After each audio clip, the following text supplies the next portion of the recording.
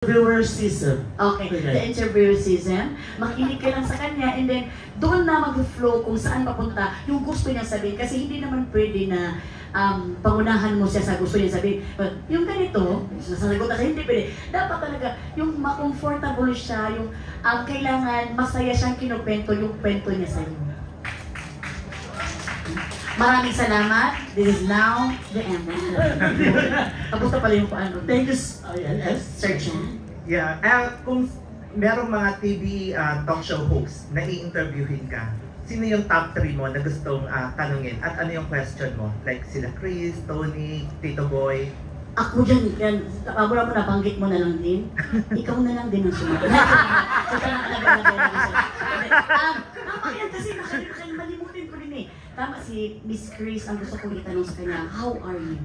Kasi hindi yan, siyempre ko tawag yung English din si Miss Chris eh. Hindi pwede hindi ka Pinong-Bisaya din. How are you, Miss Chris? Siyempre ang sasagot na Miss Chris, I'm fine.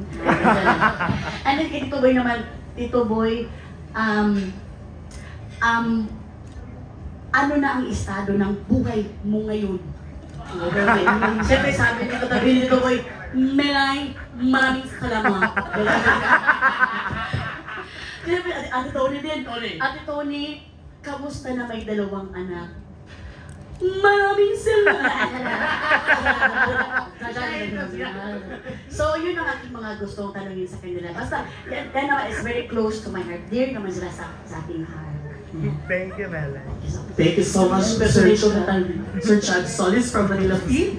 Next is Sir Glenn Sibonga from Showbiz Ponga.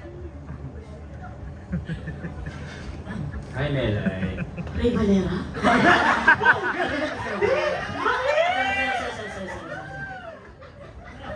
Ayan, Melay, syempre, congratulations. Ina-expect mo ba itong success nitong season 1, kaya nagkaroon ng season 2? Sa tingin mo, bukod sa galing mong mag-host, di ba? At saka, very engaging ka sa pag-i-interview. Ano sa tingin mo yung sikreto nung show? Kaya pumatok ito sa mga tao. Maraming salamat talaga, Sir Ray. Maraming salamat. Sir Glenn, I love you, Sir Glenn. Alam mo talaga, Sir Glenn, sobra, hindi ko talaga in-expect ito na magkaroon ng season 2 kasi alam mo naman ako is very contented ako kung ano ang binigay nga ni Lord sa akin. Sobrang akong mahiya ba kasi siyempre, mahiya ka ba dahil namin naman din deserve baya sa lahat baya na magkaroon ng ganitong blessing baya, di ba? Kaya ako nahiya talaga ako. Kaya thank you so much sa inyo na tumulong talaga na mag-season 2 ito. Pero, bakit ito tumagal? Siguro Sir Glenn, dahil ito nga Bisaya na ito and they find it parang something special na kahit pa paano naman, parang nalaman ko kasi parang nagsinsos-sinsos kasi ito bago ito tinuloy ang show na ito. Nasa buong Pilipinas, meron tayong 35 or 37 population ng mga Bisaya. So somehow, para din siyang parang 1/3 din siya ng Philippines. So siguro pumatok ito because gusto din ng mga Bisaya na ma-heard sila, na alam mo yun, na ma-heard sila dito sa national and they want to be, yung alam yung parang magkaroon sila ng alam mo yung parang malaman din na kung ano yung paano yung mga Bisaya ways, paano talaga. The culture, and marami din mga Bisaya na mga successful na mga stars. So, parang dun pa lang makuha na sa, in fairness, mga Bisaya, good day sila, anak. Na may mga Bisayang talagang nagtatapat ng tatagumpay. Yes. Bisaya ka ba, Sir Ray? Hindi na. Glenn. Sino si Ray? Sir Glenn, I love you, Sir Glenn.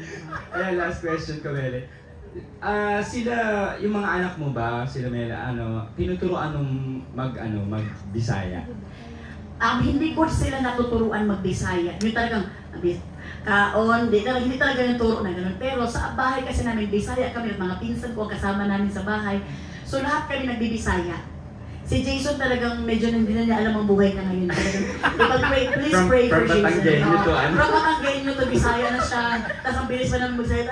Tapos mga pinsan ko pa. Tapos yung mga anak ko, nakukuha yung pagka-Bisaya namin. Pero minsan nagtatagalog naman. Pero talagang Bisaya talaga kami sabay. So mga anak ko, alam na nila yung mga kuan, ano ba mga Bisaya. Minsan pag hindi nila naman sagot, yung kuan, good mama.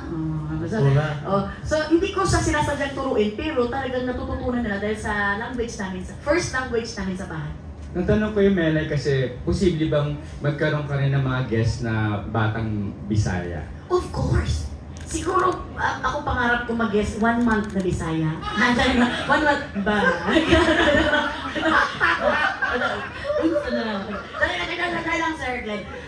Gusto ko bata na ka ng mga personalidad na mga Bisaya ba na i-guest na isa. Kay lingaw po sila ba? Very cute kay maraming mga influencer ng mga Bisaya. Masag Visayas as Mindanao na sobrang sikat ngayon. So, True. Ano mo, pero syempre kailangan natin magkaroon ng formal na kuan, magpaalam tayo sa DOLE. Correct. Yes. Thank you, Melay. Congratulations. Thank you so much, Sir Glenn. Patawarin mo ako, Sir Oo. Glenn. Si Ray. So, yeah, and the last one is si Sir John. Yeah. Sir John Ivor Bermejo. Sir John Ivor Bermejo. Salamat, Sir John Ivor. Yung question ko is, dugtong ko na tayo about sa Kuan Ano One on Wheels. Anong lugar yung gusto mong puntahan and bakit? Ayan, good question. Good question. Actually, lahat ng lugar sa Luzon, Visayas at Mindanao, gusto talaga natin puntahan yan. Actually, gusto ko mag-interview ng Bisaya at dadalhin ko dito sa Luzon. Kasi para maikot ko siya dito sa Luzon ba, na mag-usap lang kami Bisaya, pero itutur ko rin sa kung ano yung mga magagandang places dito sa Luzon.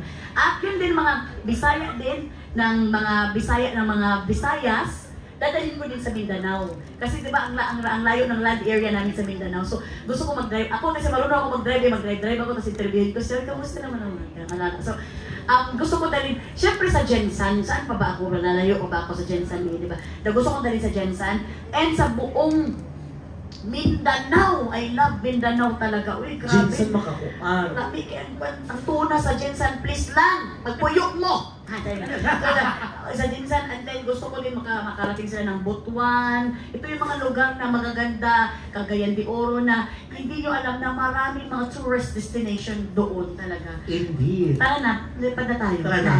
So gusto ko sa sa Mindanao.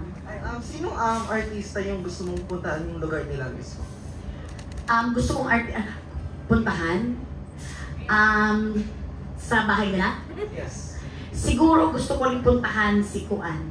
Si Slater. Slater Young. At saka si Chris Uy. No? Kasi nila mag-asawa yan sa sobrang bait ba yung mag-asawa yan, kaya na-interview nila ako sa podcast nila, ang napakabait na mag-asawa na yan. Gusto ko mapuntahan yung bahay nila kasi mayaman yung bahay nila. Di ba mga ganun tayo? Ganun kasi minsan kami mga Bisaya ko, ano yung bahay na gusto ko mapasok yan. Gusto ko lang makita kung ano yung loob, di ba? Correct. So, gusto ko mapuntahan yung bahay nila. The celebrity na si Slater Young and Miss Chris Uy. Thank you po. Thank you so much. Thank you so much, Sir. Parang may gusto ko siya itanong sa akin, no? Sir John Ivor Bermejo. And last question from Sir Ryan Mark of Showbiz Remark page. So, ako na lang po mag-a-ask ng question. Si Bisaya magunin siya good oy. Kinsa sa imong guest sa season 1 ang pinakaganahan o nga naman? El translated in Tagalog, sino po sa guest ng season 1 ang pinaka gusto niya at bakit? Nasabi ko na kanina na ang pinakagusto ko talaga is si Kim Chu. Because talagang, alam mo naman, niga talaga kami ng todo-todo. Pero, meron din akong na-forget si Maymay. Kasi si May, alam mo na mga ama kabogera natin yan siya. Doon talaga sobra akong natuwa. Grabe yung pinag-usapan namin. Umabot na talaga sa level 0 level talaga na hindi talaga pwedeng sabihin talaga. Pero, alam mo yung mga Bisaya, kasi talaga minsan nawawala ka sa sarili mo pag-usapan. Minsan, I'm sure ang mga Tagalog din makakarelate din ito pag yung sobrang close mo yung kausap mo, yung wala na kayong alam, hindi nyo alam, medyo hindi na to pwede pag-usapan sa TV. Oo. So, si Maymay, grabe talaga ang pagkabisaya ni Maymay kasi parehas kami Mindanaoan eh. So, parang parehas kami ng pagkabisaya. So, grabe yung aming kuanbay, kanang tawanan talaga namin. Correct. Nakita ko talaga yung pagkuan ni Maymay dito sa show business hanggang ngayon. Nag-remain pa rin ang pagka-Bisaya taste niya. Okay. Eto na, last question. At ang last question. Ang ganda dito, no? Palaging last question. Pero palaging... Last question version .1.2. Alam mo na siya ka extended version. Para mga point-point pa Oo, pala mga yun. point naman siya, ma'am. O, sige. Very, very last question. Okay. From John Lani. Sir Jun Lani. Sir Jun Lani. Hindi, okay lang. Sir, Kasi sorry po. yung mga tao sa London, they call me John, di ba? Ah, kay Ganyan, di ba? America, sa Oo. Amerika. Hindi, British. British. Oh, London ang sinabi ko. Wala kasi kami alam, Sir John. Sir John. Sir John. Yeah, hindi bale, maraming mga Bisaya talagang gano'n naman, natatawag ako niya. Si Tita Ana talaga nga, kinakausap ako ng Bisaya. Oo, kasi close din Tita, mo. sabi ko, Tagalog ako. Pero medyo nakakain, pag ano no, ibang klase mga Bisaya, talagang madaling pag lagi mo silang kasama, parang naiintindihan mo. I'm having a hard time na magsalita, but naiintindihan ko na kahit paano, di ba? Yes, yes. Pero, syempre, congratulations, Melay. Sir Jun, andito ka na naman. Salamat, Sir Jun. Ang presensya mo talaga. Thank you so much. Hindi, pero alam mo, kami lahat, actually, yung mga close mo, mga nakakakilala sa'yo, I think majority of the entertainment press and the vloggers naman talaga, they're always praying for you kasi you're one of the nicest. Actually, natuwa ako sa'yo ha. Ito, hindi ko pinost, hindi ko pero when Melay learned that I was rushed to the hospital 3 weeks ago, talagang pinagdasal niya ako, tinext niya ako, sabi niya, June, I'm praying for you, na sana gumaling ka ganyan. This is sa GCash, padala mo na lang yung para sa padasal, okay? Hindi. Pero napaka-sincere mong tao, no?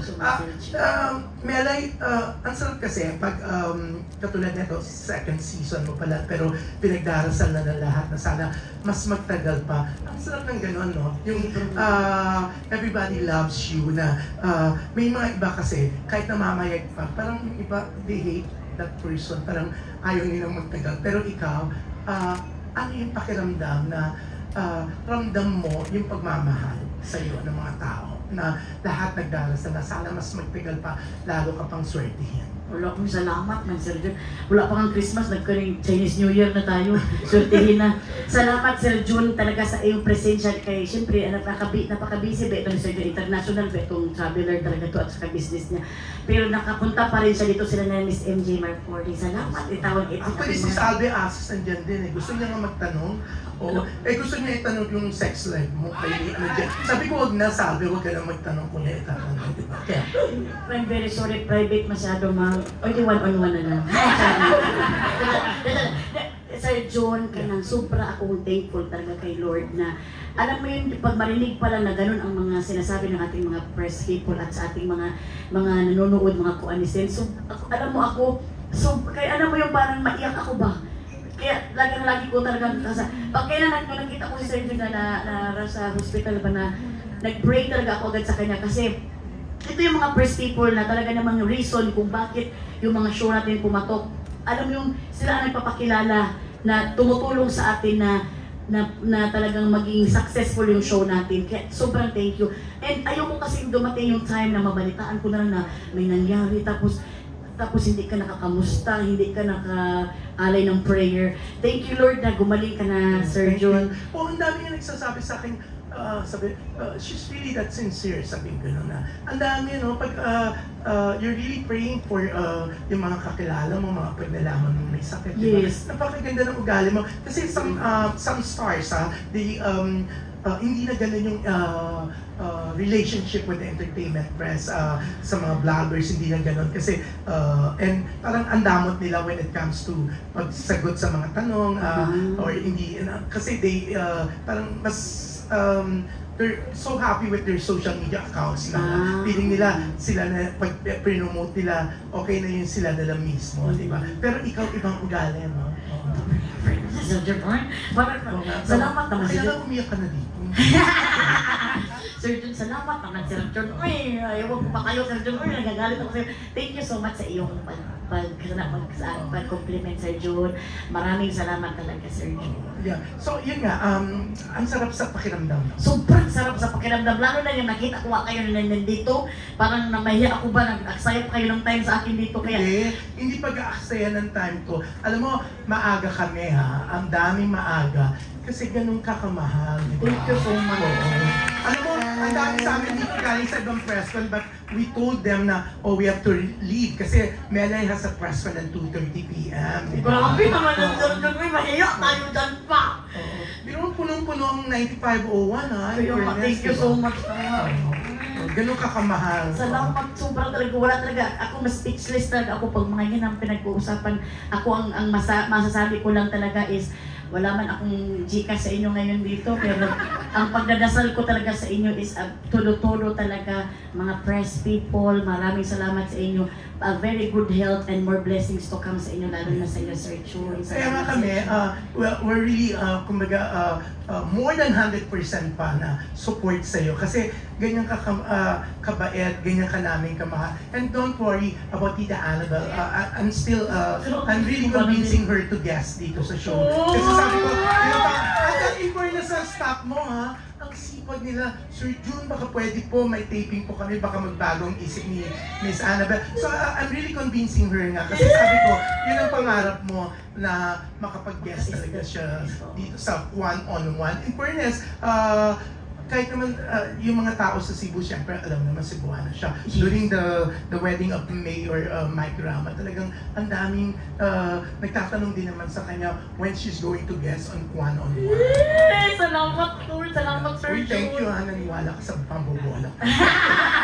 Pero yan, ako, I really, sabi nila, talagang lahat dalangin na umaba pa ng umaba. Ako, congratulations, kasi alam ko ngayon pala, hindi lang to second season, di ba? At talagang tama ka, isa kami even Bix, no, kami, nanonood kami na itong show mo, binabasa namin yung subtitle. Ako, never akong, hindi talaga ako nanonood ng Koreans kasi tamad ako to read subtitle, pero eto, pinagtsatsagaan namin. Si Bix talagang laging sinusulat yung mga episode mo. Lagi na yung nag-guest si Dini o sa'yo, di ba? Talagang binasa niya, pinagtsagaan niya para masulat yung pinag-usapan niyo. And ganyan ka-interesado ang tao sa'yo. Kasi bukod sa magaling kang host, mabait ka, very sincere na tao, ang ganda ng Kuwanan